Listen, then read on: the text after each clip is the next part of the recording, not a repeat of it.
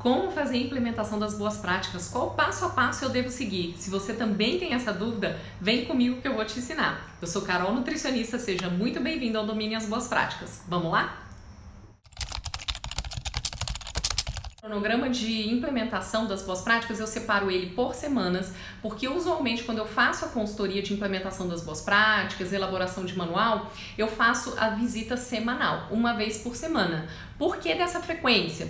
Para que o empresário tenha tempo de fazer as adaptações, as adequações, as implementações que eu estou sugerindo para ele. Vamos ver que no total do cronograma de atividades vai ser uma atividade por semana, que no total vai dar em média 2 meses, 60 dias. Como é que a gente começa uma implementação de boas práticas, né? A gente vai iniciar sempre a implementação de boas práticas pelo diagnóstico, o diagnóstico da empresa. Como que eu vou fazer um diagnóstico? O que é um diagnóstico? Como que eu vou fazer um diagnóstico? O diagnóstico é a gente avaliar a situação atual da empresa. Como que a gente vai fazer essa avaliação? Através de um checklist e de um plano de ação, tá? Checklist baseado em quê? Baseado na RDC 216, a gente vai aplicar esse checklist na empresa, verificar quais são as não conformidades que a gente vai observar nessa empresa, quais são as medidas corretivas que precisam ser tomadas e estabelecer prazos, que esse é o segundo passo, né? Que é o plano de ação. Para que serve o plano de ação? Para a gente deixar registrado quais são as não conformidades e estabelecer, identificar para o empresário, né, descrever para o empresário quais são essas medidas corretivas e estabelecer prazos. É super importante a gente estabelecer prazos. Para quê? Para o empresário entender, quando ele lê o plano de ação e ele vê que tem prazos diferentes, ele entender qual que é o grau de importância ali, o que é prioridade ele resolver. Então, se a gente tem prazos diferentes, ele consegue identificar qual solução que ele tem que tomar primeiro ali. Eu costumo sempre entregar o plano de ação e determinar esses prazos junto com o empresário, para ele trabalhar junto comigo quando que ele vai conseguir resolver essas situações, tá? Então, por exemplo, se for uma questão de processos, eu preciso realizar um treinamento, eu preciso orientar a organização de uma geladeira, preciso fazer um treinamento específico de manipulador. Isso tudo, como depende da gente, você mesmo já pode determinar o prazo. O que eu gosto de determinar o prazo junto com o empresário é quando é alguma questão estrutural e que demanda custo, tá? Sempre que demandar custo, tempo, é interessante que a gente faça essa avaliação junto com o empresário, tá? Carol, qual é o prazo máximo que eu posso colocar? Como é que você determina esses prazos? Os prazos a gente vai avaliar de acordo com o grau de importância e essa questão que eu falei da necessidade, por exemplo, de você contratar uma pessoa terceirizada. Então, por exemplo, você precisa trocar um piso. A gente sabe que você não vai trocar um piso de um dia para o outro, né? Você sabe que você precisa de um tempo, você precisa parar o estabelecimento, precisa parar a produção, porque eu não posso trocar o piso e no dia seguinte já tá jogando água, trabalhando com a cozinha, porque não vai funcionar, o piso não vai fixar e não vai adiantar. Então a gente vai estabelecer esses prazos de acordo com o tipo de serviço que a gente está executando, tá? Então sempre que a gente precisar de procedimentos estruturais, a gente pode botar 30 a 60 dias. Se for um procedimento de manipulação, a gente reduz esse prazo. O próximo passo é o treinamento dos colaboradores, tá? E aí vem essa máxima que eu sempre falo, eu não posso cobrar se eu não orientei, eu não posso exigir se eu não orientei aquele funcionário. Então, às vezes eu chego no funcionário, o funcionário tá lavando, higienizando hortifruti com vinagre, ele tá lavando com vinagre. E aí eu falo pra ele, menino, pode lavar com vinagre, vinagre não lava, vinagre é tempero. Aí ele fala, mas eu sempre lavei com vinagre, por que hoje não pode? Não é que hoje não pode, nunca pôde, né? Mas às vezes ele não foi treinado, então a gente tem que treinar, a gente tem que orientar, tá? Se a gente não treinar, se a gente não orientar, a gente não pode cobrar. A gente tem que partir do princípio que ele não sabe nada. Então a gente vai partir do princípio do zero e a gente vai orientar do zero. Eu digo sempre pra eles, o que vocês fizeram até hoje, eu não vi, eu não ouvi, eu não tô sabendo. A partir de agora tá valendo, a partir de agora é regra, tá valendo, vocês têm que seguir os procedimentos, tá? Vocês estão cientes, estão orientados, vamos seguir o procedimento. Carol, mas eu sempre fiz assim, sempre deu certo. Por que agora tem que ser diferente? Gente, porque você não sabia da forma correta. E a gente tem que lembrar sempre que a gente lida com pessoas simples, com pessoas muitas vezes de baixa instrução. Então a gente tem que falar de forma simples, de forma clara, explicando os porquês, a palavrinha mágica que eu sempre falo para vocês, explicando os porquês da gente estar ali explicando aquilo, da gente estar ali mudando aquele procedimento. Por que a gente está mudando aquele procedimento, tá? Sempre que a gente explicar o porquê, a gente vai convencer muito mais fácil aquele colaborador, tá?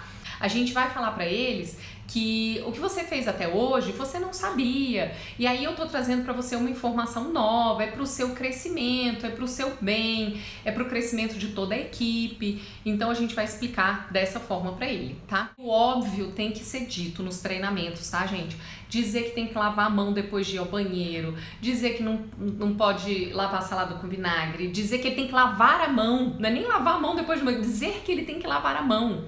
É óbvio, tem que ser dito. Aí a gente vai entrar na segunda fase, que é efetivamente a implementação dessas boas práticas. O que a gente vai fazer nessa fase? Eu gosto de começar ela pela implementação das planilhas de controle. Por quê?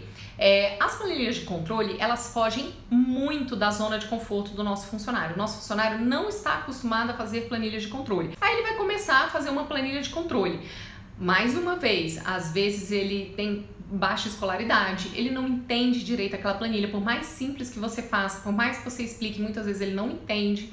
Então ele precisa várias vezes ver aquela planilha, ele precisa várias vezes que você explique novamente como que funciona aquela planilha para ela efetivamente funcionar, tá? Então por isso que eu gosto de começar pela planilha na implementação, porque é uma coisa que é difícil para eles. Parece simples pra gente, mas para os colaboradores é muito difícil. Então é importante a gente falar e refalar várias vezes sobre a planilha. Então, quanto antes a gente começar a implementar ela, mais fácil vai ser o desenvolvimento dela ao longo da implementação. A coleta de dados e efetivamente a implementação das boas práticas. O que é efetivamente a implementação das boas práticas? Que é essa segunda fase, né? É a gente observar cada um dos itens que a RDC 216 pede pra gente observar e a gente vai implementar cada um desses itens. Que itens são esses?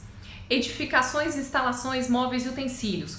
Como são as edificações, como que é a parede, como que é o piso, como é feita a higienização dessa parede, como é feita a higienização desse piso, como são os móveis, como é feita a higienização desses móveis, todas as estruturas a gente vai observar e vai falar sobre essas questões, tá? Então a gente vai descrever isso no nosso manual de boas práticas. Como é que a gente vai implementar isso? É o POP de higienização de instalações, equipamentos, móveis e utensílios, tá? Enquanto eu estou fazendo essa implementação, estou orientando como faz a higienização de equipamentos, estou orientando como faz a higienização de utensílios, qual que é a frequência, enfim, estou fazendo todas essas orientações, eu estou ao mesmo tempo coletando dados para poder depois eu conseguir descrever o meu manual de boas práticas, tá? Então, ao mesmo tempo, a gente vai fazer esses dois passos de coleta de dados e implementação. Controle de pragas. E uma coisa que eu bato muito forte nos empresários, controlar pragas não é matar pragas. Quando você fala controle de pragas, você faz um controle de pragas, eu faço a pergunta até uma pegadinha, eu faço de propósito, faz controle. Sim, a gente faz dedetização todo mês, toda semana. Eu cheguei em alguns lugares que o pessoal faz toda semana. Eu falava, Deus me livre, para com isso. Tá errado. A gente não tem que ficar jogando veneno. Como é que eu faço o controle de pragas? Controlar pragas não é matar pragas. Controlar pragas é evitar acesso, abrigo e proliferação. Como é que eu vou fazer isso, Carol? Pra mim era jogar veneno. Eu chamo a desinsetização, tô controlando pragas. Não é isso, tá? Controlar pragas. Janela com tela milimetrada, ralos fechados, evitar de deixar comida exposta para evitar a atração de pragas, tampar buraquinhos nas paredes. Isso é super importante. Tem lugar que eu chego que parece que teve um tiroteio. O que acontece? Casinha de barata. Então, a casinha de barata é ali. Ali a gente tem proliferação de pragas, né? Abrigo e proliferação. A legislação, inclusive, é muito clara. A aplicação o controle químico de pragas deve ser feito no caso de não conseguir um controle efetivo das pragas. A RDC 216 ela é bem clara. A gente tem que ter um ambiente livre de pragas. tá? Então, o ambiente livre de pragas é um ambiente que tem controle adequado de pragas e a gente vai sim fazer um controle químico de pragas, uma desinsetização, uma desratização de forma preventiva, porque aí também a gente precisa dessa barreira química. Preparo, armazenamento e distribuição do nosso alimento. Esse é um item bem completo que a gente tem que trabalhar bastante em cima dele, então às vezes a gente vai 1, 2 semanas aí em cima desse item, que é quando a gente vai fazer organização de geladeira, como é que está sendo o preparo desse alimento, está tendo controle de temperatura, se é distribuição de um self-service, está tendo controle de temperatura na distribuição, não está tendo contaminação cruzada, eles fazem a separação adequada das tábuas na hora de manipular o alimento, eles fazem organização adequada na geladeira para evitar contaminação cruzada, de não botar a carne lá em cima, não botar a salada lá embaixo. Tudo isso é separado as estações de trabalho e os momentos de preparação desses alimentos para evitar a contaminação cruzada. Tudo isso a gente vai descrever nesse item de alimentos, que a gente vai falar sobre os alimentos. Transporte, se esse alimento é transportado, se eu produzo numa unidade, transporto para outra unidade, como é feito esse transporte, quais são os controles que eu estou fazendo. Por exemplo, se eu tenho uma central de produção, né? Eu tenho uma central de produção de alimentos e eu transfiro para outra unidade esse alimento. Que controles que eu tenho? Eu tenho controle na saída desse alimento? Eu tenho controle na chegada desse alimento lá na outra unidade?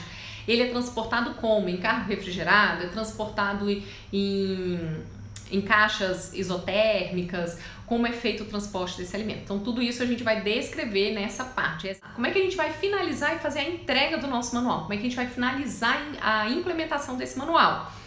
Eu costumo fazer uma revisão do checklist, aquele checklist inicial que gerou pra gente um plano de ação para o empresário, a gente vai fazer uma revisão desse checklist. Por quê? Pra gente ver o que já foi implementado, o que ainda ficou pendente. Carol, mas eu não tenho que concluir 100%? Seria o ideal, né? Concluir 100% para elaborar um manual de boas práticas com o plano de ação 100% efetivado. Só que nem sempre acontece. Na verdade, a maioria das vezes não acontece. Então, o que eu vou fazer? Muitas vezes eu vou precisar pedir um prazo maior para a vigilância sanitária, eu vou precisar deixar um plano de ação de conclusão, né, de finalização, eu vou descrever todo o manual de boas práticas, mas vou deixar um plano de ação anexo a esse manual, que existem ainda algumas pendências, tá? Maioria das vezes estruturais, como eu falei pra vocês, que nem sempre a gente consegue resolver tudo, né? A gente vai finalizar esse manual de boas práticas, às vezes a gente precisa se afastar aí uma semaninha da visita do cliente para poder, em casa, finalizar esse manual, escrever esse manual e a gente vai efetivamente entregar, tá? Eu deixo sempre um último passo como continuidade desse manual. O que é isso? Não adianta a gente simplesmente finalizar o manual, entregar e virar as costas e ir embora.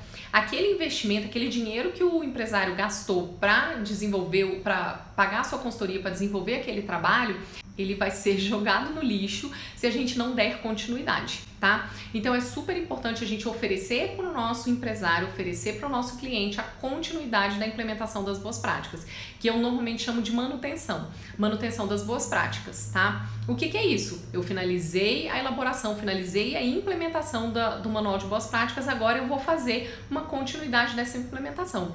Eu vou continuar observando planilhas de controle, eu vou continuar observando procedimentos, eu vou continuar realizando treinamentos regulares quando forem necessários. Então eu vou estar ali próximo do meu cliente, oferecer para esse meu cliente essa assessoria, essa continuidade desse trabalho, para poder que esse trabalho inicial não se perca, ele não seja só um manual de gaveta, né? Que muitas vezes acontece, o cliente procura a gente e fala assim, não, eu só quero manual, a vigilância me pediu um manual, eu só quero manual. Aí você vai, explica para ele que existe a necessidade de uma implementação, existe a necessidade de uma continuidade, ele bate a cabeça e fala, não, só quero manual, a vigilância me pediu um manual, eu quero pegar esse manual, entregar para a vigilância, pronto, acabou, eu resolvi meu problema. Ele resolveu o problema dele temporariamente, porque ele vai ter outros problemas e ele vai precisar sim desse acompanhamento. Então, por isso que sempre quando eu concluo a elaboração do manual, concluo a implementação dessas boas práticas, eu já engato com o meu cliente essa assessoria, eu já ofereço para ele essa assessoria. A gente mostra para o nosso cliente que existe um passo a passo, existe um cronograma, existe um sentido naquilo que a gente está fazendo, traz mais segurança, traz mais confiança para ele também. Se você gostou desse vídeo, deixa o seu like, se inscreve no canal e ativa o sininho para você receber sempre os vídeos em primeira mão. Tchau, tchau!